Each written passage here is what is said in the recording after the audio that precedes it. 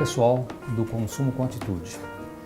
O tema de hoje é economia criativa. Meu nome é Adolfo Melito, eu sou presidente do Conselho de Economia Criativa da FEComércio São Paulo e sou também presidente do Instituto da Economia Criativa, criado há 5 anos atrás. O que é economia criativa? Bom, tem uma forma bastante simples de explicar um pouco sobre isso. Eu acho que a gente define isso com 3 grandes fatores. O primeiro é aprender, o segundo é ser o melhor naquilo que você faz e pensar fora da caixa. Na realidade, a gente está falando de uma nova era, a era da criatividade. Todo mundo sabe, a gente passou por diferentes eras, né? A última foi da informática, da informação, e hoje o crescimento da economia criativa está basicamente pautado em cima da atividade intelectual, né? O primeiro grande grupo é na área de arte e cultura, que envolve basicamente literatura, artes plásticas, artes visuais, patrimônio histórico, bibliotecas, museus, artesanato. Esse é um grande grupo que a gente define como arte e cultura. O segundo grupo está relacionado ao que a gente chama de mídias eletrônicas, mídias recentes e também o software. Então você tem música gravada, porque eles definem como um produto. Você tem o software, você tem rádio e TV, você tem filme e cinema. Na realidade você tem toda a área de publicidade e propaganda, e o software de qualquer tipo de aplicativo, ou mesmo software para entretenimento, para jogos, etc. Esse é o segundo grupo. O terceiro grande grupo são aquilo que nós chamamos de design. E nesse também tem uma abrangência muito grande. Ele vai desde o design de produto, que a gente conhece, design gráfico, design hoje na internet, também moda e arquitetura. Então você vê que são setores que produzem no final coisas criativas. Primeiramente você tem os fatores de desenvolvimento, quer dizer, na verdade, se você tem que gerar inovação, o primeiro conceito de inovação é que você tem que ser uma empresa que corre riscos. Nós temos uma cultura basicamente avessa a riscos no Brasil. Aí você me pergunta, qual é o motivo pelo qual esse tema está sendo tratado? Eu vou dizer para vocês, nós aqui no Brasil não temos grandes inovações. Nós temos uma percepção, e talvez isso é comentado na mídia, aqui no Brasil, fora do Brasil. O Brasil é um país criativo, o brasileiro é muito criativo. Nós não conseguimos transformar a criatividade em inovação. E por que a gente não consegue? Bom, eu acho que parte é cultural, parte é conhecimento, porque sem conhecimento você não consegue progredir, né?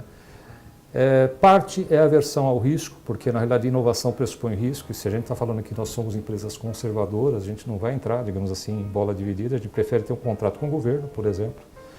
Então, essa questão da inovação tem que trabalhar muito para acontecer.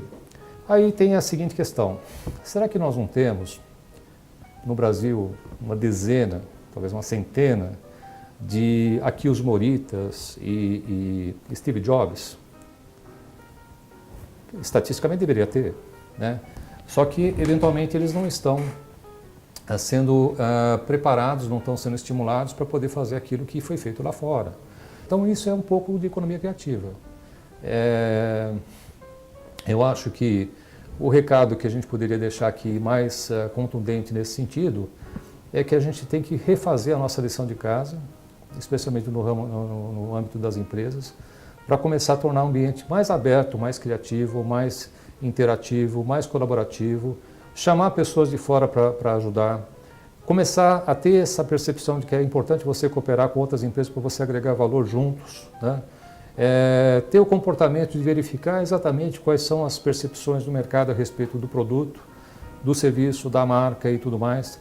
Trabalhar muito na questão de verificar o que pode acontecer lá na frente e definir um foco e implantar isso com muita disciplina e simplicidade. A sustentabilidade é um conceito mais amplo, porque quando você fala nisso, você fala também em governança, como é que as empresas se organizam, como é que elas fazem para, digamos assim, atender bem a todos os segmentos que ela tem que atender, ser responsável socialmente, né? Eu acho que tem 2 fatores que chegaram para ficar, né? Um é a sustentabilidade e a outra é a responsabilidade social das empresas. Não existe nenhuma hipótese hoje em dia de você trabalhar uma empresa sem ter essas características. A FEComércio, considerando particularmente o fato de nós termos o nosso Conselho de Sustentabilidade, ninguém mais do que o professor Dr. José Goldenberg, né, que é um especialista nessa matéria, lançou o Prêmio de Sustentabilidade, que na segunda edição teve pelo menos 350 trabalhos que foram premiados. Então a gente começou a perceber em vários segmentos que foram definidos pelo prêmio, coisas que estão acontecendo no Brasil que são muito importantes, e a FEComércio divulga isso.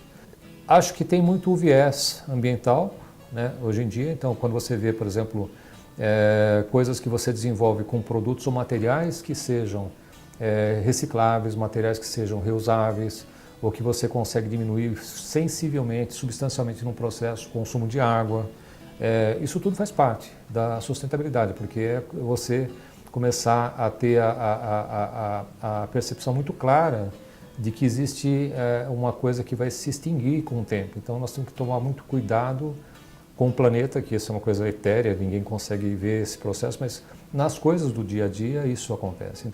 Se você se reportar à época da Revolução Industrial, nos primeiros 100 anos talvez, até muito pouco tempo atrás, né, as empresas falam assim, não vou fazer esse sistema de proteção ambiental porque isso vai ficar muito caro e eu não vou conseguir retorno do investimento. Isso não existe mais, né?